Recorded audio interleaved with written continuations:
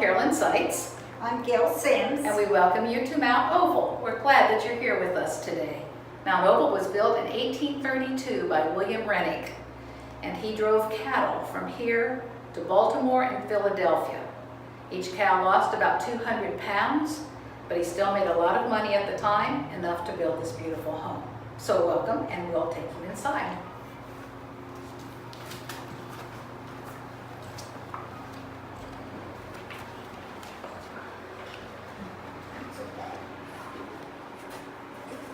Our story begins with William Rennick, which I just said, and he purchased this in 1825 and built this beautiful house in 1832. He also built a smokehouse and a big red barn that's outside. In 1860, he sold this to Jacob Ludwig, who's above our fireplace as well, but Jacob never lived here.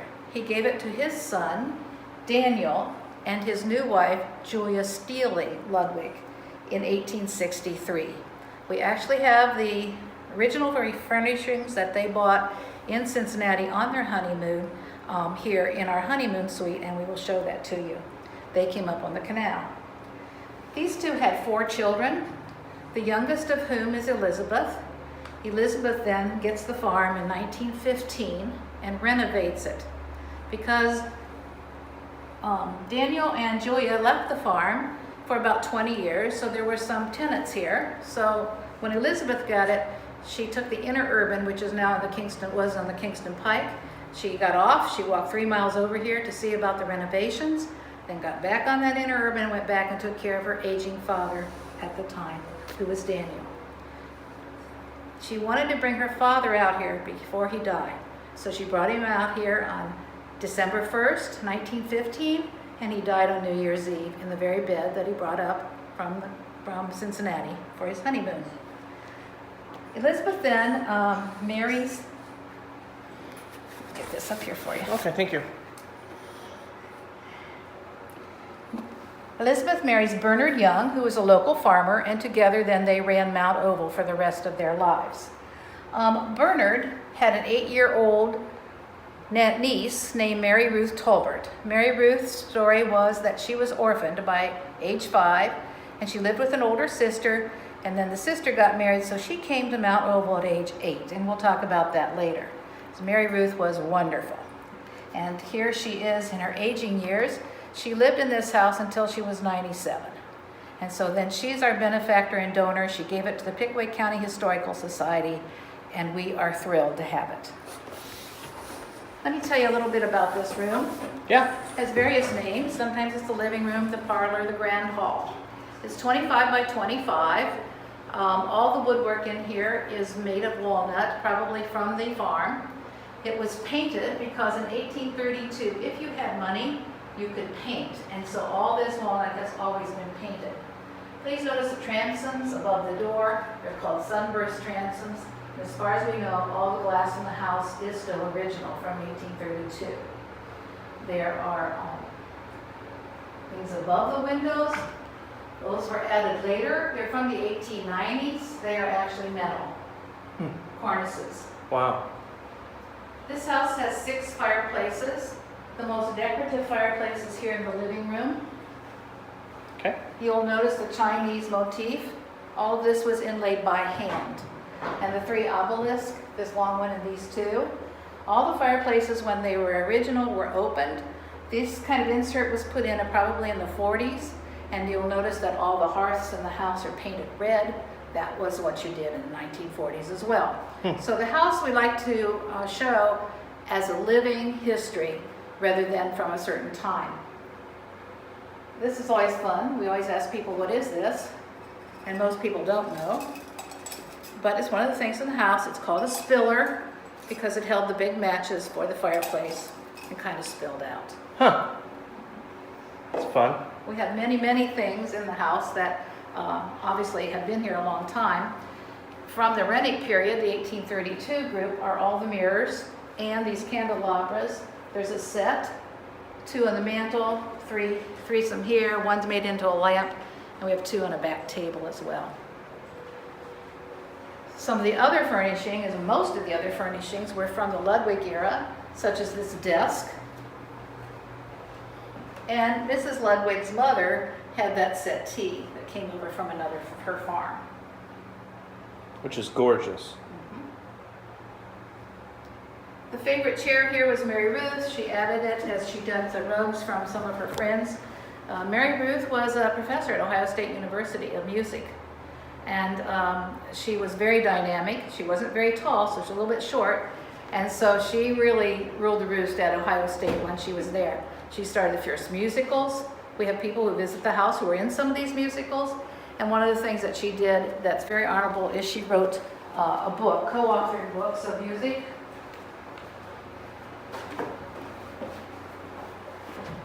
This whole series is called This Is Music. She wrote it with teacher manuals, and it was used in our schools throughout Ohio and throughout the United States. And this was written in the 60s. Very colorful. Yes. Some of the books music in the second grade one, I was told, was actually written by some of the students. And a lot of the songs that are in here are from other countries.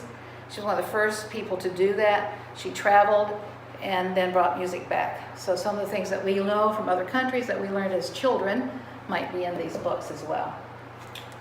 One of the features that's in this house is kind of different for the time. This is a keyed door. Okay. As we go to the other rooms, you'll see the black boxes, which would have been part of the times. But this has a key, and that, of course, costs more money to do. Gotcha. To have some keysmith come in and make that as well. Pride and joy in this room is Mary Ruth's piano from Ohio State University. She had an apartment in Columbus and then came down here on weekends. And when she retired from Ohio State University, the movers brought this piano to us. And she played it up until the very end, and then she offered it for recitals for Studio One students. So lots of people came out here for recitals as well. And she loved having people in her house, and she would entertain by playing the piano.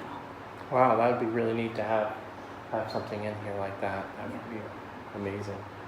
So people sometimes mistakenly, but I think it got around some years ago that Thomas Jefferson was a friend to Mr. Rennick and about this house.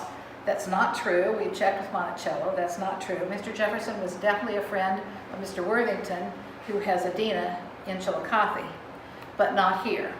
But I think part of the misconstruction is that this is a architect's drawing from a guy named Gibbs, and we were told that Thomas Jefferson was going to build a guest house using this. But this is the beginning of the architectural drawing that Mr. Rennick used. So in this house, there are 3 10 by 10 rooms. You're going to visit those. But this side of the house is totally different, and there's an upstairs that he added as well. So that's the only thing that sometimes we get confused about. So there is no connection between this and Thomas Jefferson other than that drawing. And Mr. Jefferson never built that because his wife inherited Poplar Farms, so they didn't need it. Gotcha. So this is one of the few houses that we know of, maybe the only house in America, but if somebody has another one, let us know, that has a drover's room. Because we said that Mr. Rennick drove cattle from here to Baltimore and Philadelphia markets in the early 1800s, made wealth. So when he built this house, he actually attributed one whole room to the head driver or drover. The drover at that time not only drove the cattle or was in charge of driving cattle, but then he became the top breeder for the farm. So let's go there, and Gail will show you. We're going out to one of our 3 porches. What do you want me to do? Now, I don't speak as well as Carol, so let's go into Drover's room first. Okay, Where do you, go ahead. okay. This is the Drover's room that Mr. Rennick had, when the house was built, he wanted a private room so that they could come and go without disturbing the family. They drove the cattle from here. They went to, when they got to the Ohio River, they crossed the cattle on barges and took one up to New York, Baltimore. And when he was age 28, his father and his uncle, his father George and his uncle Felix, started the cattle business here in Pickaway County. And then they also started the cattle driving. He had his first cattle drive at the age of 15. And as a result of that, he had nerve problems the rest of his life.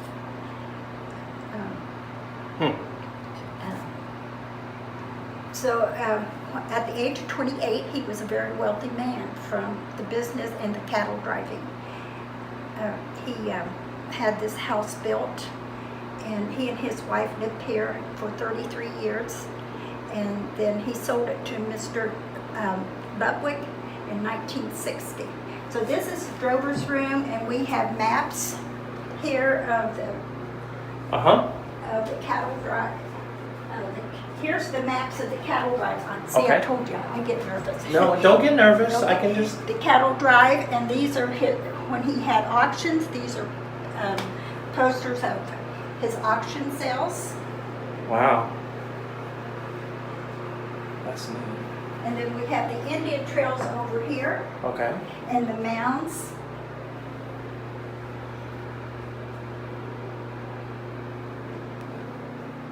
There's a Circleville. And then Circleville as the circle. Right. I have that in my office. Oh, cool. It's not, of course, an old one. This is new. Yes. But in 1931, when Mary Ruth Tolbert was getting ready to go to college, they started a day camp here, and it went for 5 years. That's how she got her money to start to college. And this room was used as the washroom at that time. And Mary Ruth put it back as a original drover's room. Amazing. Then we'll go out to the porch here. We have barrel ceilings, which is very unusual, and especially for that time. Right. And there is a seam, an open seam on each end of the ceiling, and that allowed airflow so the air could get through, and Oh, the okay, I wood see. wouldn't get moist and Right, rot. right there, Yes, right? Yes. Gotcha. Yes, yeah. Very unusual for that time. That porch, of course, was open, and sometime after Elizabeth came, she had screens put in, and then when Mary Ruth inherited the house, she had better frames put in, and then had the storm windows put in. Gotcha. This piece here, when they were cleaning out things and getting ready for auctions, one of our helpers here, one of our docents, he saw this piece on the trash. He asked about it, and they said, we're going to dump it. And he said, well, I'll take it home and fix it. So he took it home, and this is what he did with it, and they used it. Then he did some research and found out that it belonged on a wagon Gotcha. because of the curve here, and it would set back against the curve of the wagon. Oh gosh, so it fit. Yes, it fit, yes. Huh. So he generously brought it back to Mt.Oval for us to use. Awesome. So we welcome you to our bedroom. We call it the honeymoon suite because there were two people who celebrated their honeymoon here. The first ones were Daniel and Julia Ludwig. His father bought this in 1860 and gave it to them. Some people say as a wedding gift. Some people say just gave it to them in 1863 when they got married. They then honeymooned in Cincinnati, Ohio, and they went to the Mitchell Furniture Company where they brought up this bedroom suite, which is walnut. So we have the bed. Sometimes it's called the Lincoln bed only because Mr. Lincoln had a high back as well. The dresser, the washstand, the dresser, the extra table that has a dog carved in at the bottom. Oh wow, that's neat. And then they anticipated having children, so they brought up a crib as well. And the story that goes with this is that they lived here for 20 years. They had 4 children. They had 3, and the third one was a boy. And then there was a little time lapse, and then she was pregnant again. So they told the boy, you know, we're going to have another baby. And he said, well, I don't want another girl. If it's a girl, I'm just going to kill it. Well, of course, that didn't happen. And so when the third or the fourth child was born, which was a third girl, the father took the baby into the living room and gave it to this little boy and said, here she is. How about, since it's a girl, you name her? And so he named her Lizzie Bell, which later becomes Elizabeth. Gotcha. So she's the one then who came back in 1915. And she wasn't killed. No, not at all. Okay. So let's go into this nursery. This is the second 10 by 10 room from the architectural drawing. Gotcha. And it was the nursery. So this crib was brought up on the canal, as was all the furniture. And the canal, just so you know, is across the street here, across 23 on the Scioto River at the time. So in this room, we also have a lot of clothing that belonged to Lizzie Bell during her time, and her little picture is up here. And of course, she becomes Elizabeth. This little bed was made for her from walnut on the farm. And this day bed would have been on the front porch, on the porch that you just came from for probably one of the cattlemen. Gotcha. And then we have pictures of the canal here because so many people don't know about it. So it just helps with our story. We do have some antique quilts. They were purchased by Mary Ruth at different points. The only other thing that's in here is this dress was given to Mary Ruth at age 8 when she first came here. And she was told it had French knots, which actually is an embroidery term, the little knots. And she thought it meant it was from Paris, so she thought she was very special. And I think I said this was made for Elizabeth. This was made for Mary Ruth when she came at 8. Gotcha. Since you're from Maine, you'll like this. These are 2 of our oil lamps. And when I went to Maine a few years ago, I went to Cape Cod. And then I went to the Sandwich Oil Lamp Company lived in Sandwich. And these are double. So that means they gave twice the light at the time, and they did not have a chimney. These are from 1832, so they're very precious to us. Amazing. Again, another fireplace in the room. Right. Okay, so we're going to go in, I think, this way to the parlor. Awesome. Are you? Nope. Oh. You'll meet Gail. Okay. When they put that piece in, they got ours. All right, Gail, you ready for me? I am ready. All right. Yes. Go ahead. This room was originally called the receiving room, and they would receive their guests through this door here. Mm-hmm. And if it was a more formal affair, they would take them through the door over here and into the formal parlor, and that's where they would visit or conduct their business. Gotcha. As you notice, the fireplaces are facing each other, again, symmetry. Okay, got one on this side, and Yes. we'll turn around and get one over here. And each fireplace has a chimney cupboard on each side to make it, again, symmetry. And things that we like to point out here in the receiving room is the picture over the mantle.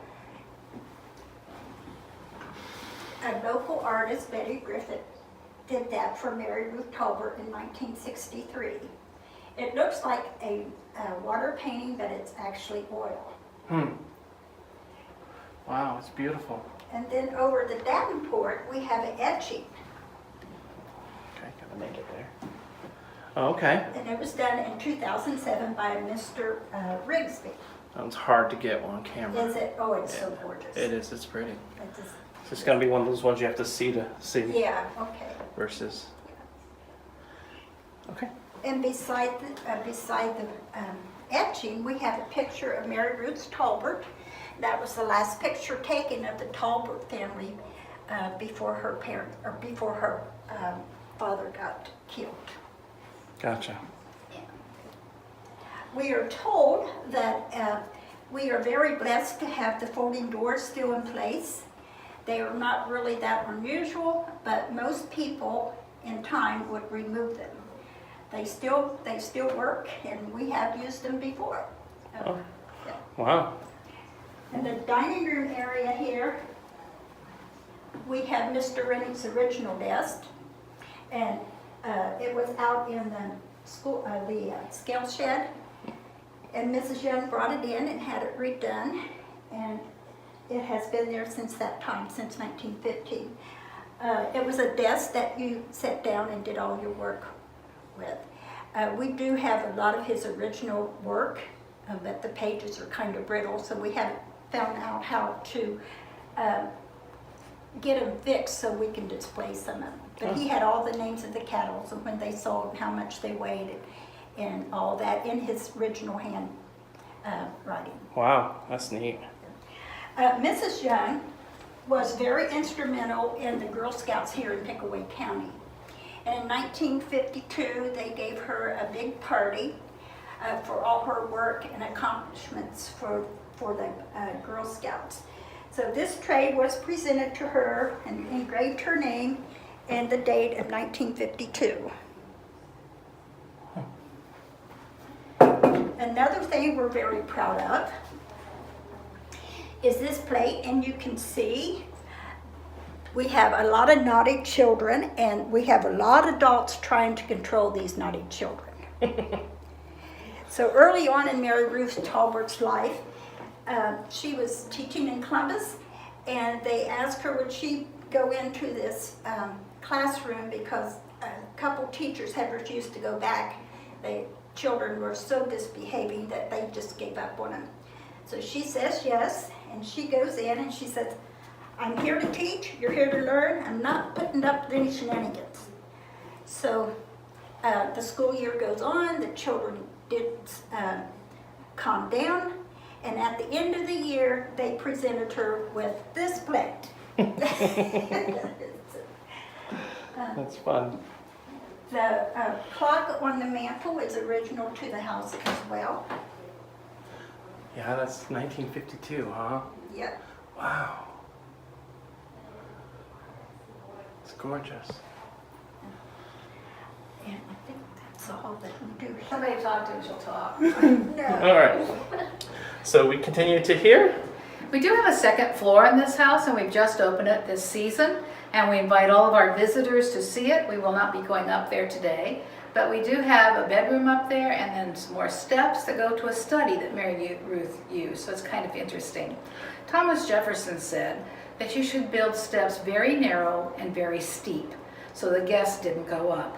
And these steps are very narrow and very steep, but we have lovely, lovely woodwork here on the outside as well. Beautiful.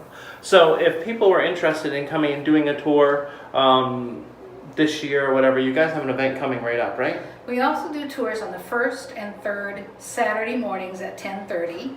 We ask that you have reservations through the Historical Society, and then we're out here to do tours. We also do private tours, so if you call the Historical Society, we can get one scheduled for you and your group.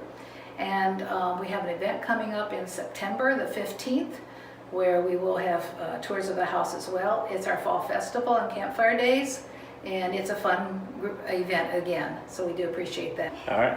This room here was, as far as we know, it was always a guest room, but probably earlier on they used it for their children. And we had an architect came out early as we were opening up, and he said because the fireplace was so large, it might have been used at a kitchen at one time. It is big compared to Yeah, it's very big. Yeah. So we decided to make this a Mary Ruth Tolbert's room as honor to her for giving us this wonderful gift to Pickaway County. So all the things in here, except for the table, are Mary Ruth Tolbert's personal things. personal items. Personal items, and we have a lot of her certificates and awards placed up here as well. Oh, wow. You'll notice here in this last front cupboard are some antique instruments. Mary Ruth collected those, and she also played them, and she did teach some of her students to play them as well. The dulcimer up there on the top shelf, she had made a trip down to Virginia, and they had played the dulcimers, and she loved it so much, she had 2 of those made for herself. We have over here, when she was 11 years old, she was the healthiest girl in Pickaway County.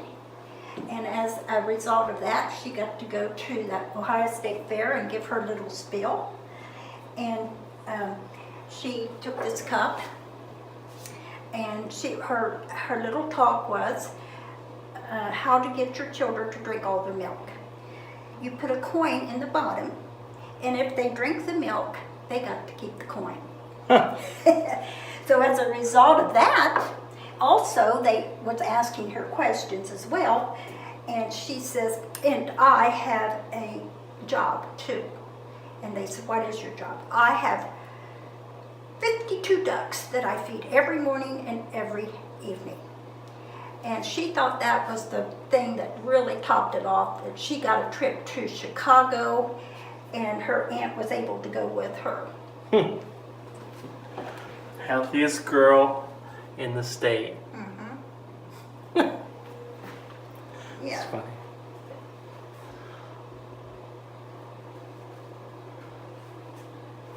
Wow, that's a lot of stuff. A lot of neat things. And we'll go here to the main bathroom. Okay. Okay, we're going into the main bathroom here.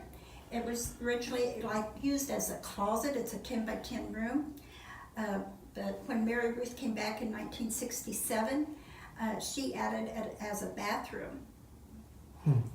She put all the, originally there was a tub, and then later on as she got to where she needed a shower to get in and out, the tub was removed, and we put the shower in.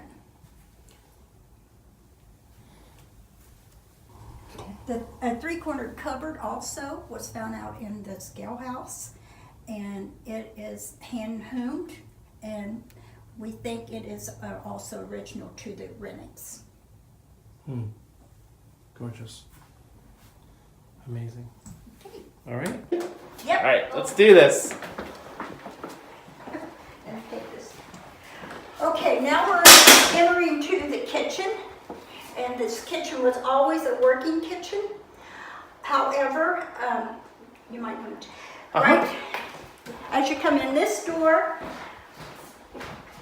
there was a breezeway that went all the way through to the stairs up here.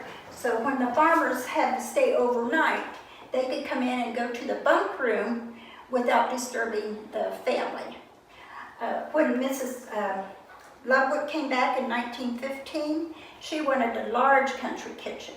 So she had the breezeway taken out, and she had the steps refigured so that they could still be used.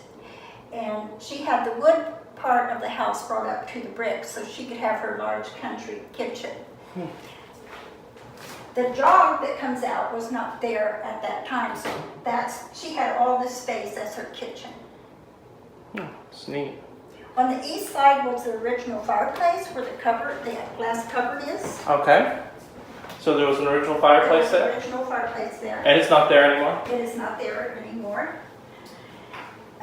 So when they took that out, they put in a wood stove, and Mrs. Lovewood used that, and Mrs. Young, as she got married, used that for until early 1950s. I think it was 1952. They were bringing the electric lines in, and they asked Mr. Young if they could bring the line across their property. And eventually, they worked it out. And so Mrs. Young at that time agreed to have a little bit of electricity brought in. And so then a little bit later, they talked her into an electric stove. And that was they only had a very minimal electricity though, because she still wanted to be the country lady. When Mary Ruth Tolbert inherited the house in 1967, she did not want to be the country lady any longer. She wanted modern convenience. So she brought water in, and she added to the electricity. And she's since added to the electricity throughout the years. She wanted a sink, she wanted a dishwasher, she wanted running water, she wanted to be able to have a better refrigerator and life just a little bit easier. She removed the linoleum that was in here, and she had this put down. And this is the only thing that has been redone since that time, except regular maintenance. Gotcha. And if you want to look at the picture behind you, that was the linoleum here that she had taken up. Gotcha. Okay. Okay. Be careful, right? Yeah, yes. This is our southeast porch. And of course, it was always open. You could step into the kitchen. But Elizabeth wanted to make it as much like the other porches as possible. So she brought in some very skilled workmanship, and they tried to do the barrel ceilings, which they did do. Gotcha. A very fine job, actually. Also, they left the air vent on the end of this porch as well. Just to make it unique with the other, huh? Yes. Yeah. That's fun. And then later on, in the early 60s, Mary Ruth had Aunt Elizabeth had the floor put in. It's a cement floor. But I guess it was open. And then Mary Ruth had a glass in. And what about the doors? The door goes down to a cellar, Uh-huh. and that was their root cellar, also their canning cellar. And at one time, there was a fireplace down there for cooking as well. Right, to cook the can and all that stuff, Yes, right? yes. And later on, Mary Ruth had a washer put down there, and that's where we did the laundry. You did the laundry when you lived here down there? Yeah, and she did the laundry too before that. And we just hung it out there on the line because she thought a dryer was something that she could It's live frivolous. without. Yes. Frivolous. It's frivolous, yes. Yeah. So the construction of the basement, is it block or is it rocks set in cement? Both. Both. Both. Okay. Yes. I was curious. Yeah. Okay, we welcome you to our smokehouse. It too was built in 1832 by William Rennick. If you notice, it has very Virginia architecture. And if you visit some of the plantations along the James River and other places in Virginia, you might see the same kind of building. So we'll come in. It's a little dark, but come on in. The smokehouse, you can see the rafters. And so meats would be hung here and smoke would be made here in the middle. And it would be just used as a smoking all meats because there was no refrigeration. The second beam here is an original. It fits. The others are very old, but probably came from other barns that were once here. They don't exactly fit, but they were used for a long, long time. For smoking? Yes, for this purpose. So that means that maybe some of the others broke. These beams are all hand hewn. You can see the axe marks. Yep, I can. And we had a man who was a barn expert come in and talk to us about all this. So in here we just have put some of our antiques that we have. And we have screens on the windows to keep the birds out. And then the holes on the barn, they were used for basically for the smoke to Exhale. exhale. Yes, exactly. Huh, neat. And then keeping this at a smoking temperature rather than a fire, took a little work, but it works.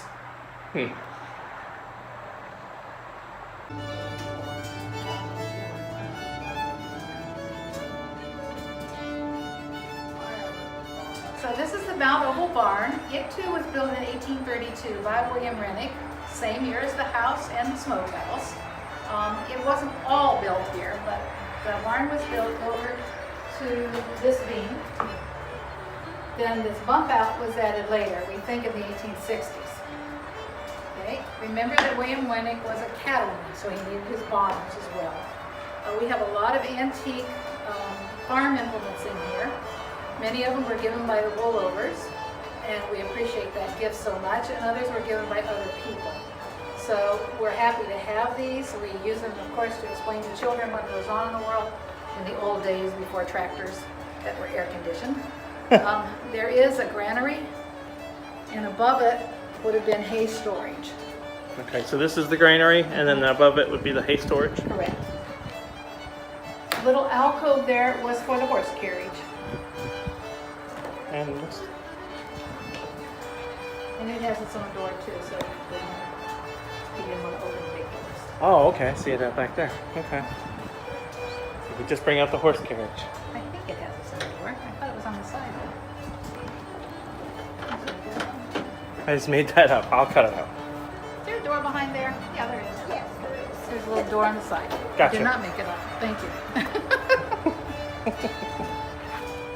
So after this was put on, one of the things it had was it had a hole here in the floor. And then you could take the hay or the grain and put it down there for the cattle. Because there's a second floor underneath Because us, there right? was an underneath floor where the cattle could come in. So that's how they fed them every day. They would just throw hay down the hole, and the cattle knew that the hay was there. Exactly. Gotcha. Simple, but effective. So when we first got the barn, we had to upright it a little bit because it was very sagging. So we had a company come and do that for us. And then we asked them to take all the flooring, some of which was unsafe, out and replace it, but to put the original floorboards that were safe here in the front. So we're happy about that. So this is all original board, Right. and then that's where it transitions out. We have little corn kernels here because we had an agriculture day. We had our corn sheller working so the kids could come and figure out what that was all about. Huh, that's And our fun. corn sheller is right back here in the corner. Gotcha, that guy right there. Cool, Yep. thank you. Lower barn, and I told you that the grain would have come down and the hole for that would have been about right here. And so then the cows would have just come in here. We redid this a few years ago. This was all full of past cow stuff and mud and that kind of thing. It didn't get water, but that was the kind of thing it was because it had been used for all the livestock. So we redid it and had it concreted and so we can use it for events. And then we put screens on the outer part on the windows so that we didn't get the birds. But if you look at the beams, you can see the beams. Yeah, this one still has bark on it. Yes, a lot of them do. So these were all hand hewn at the time. And those are originals, and all that is. The person that helped do the barns donated this cow stanchion to us, where cows would come in and stand in those, just so we would have one. And Ruth Tolbert was an excellent horsewoman. She won a lot of trophies and ribbons. There was a Chillicothe horsepersons organization, and she was very big into that too.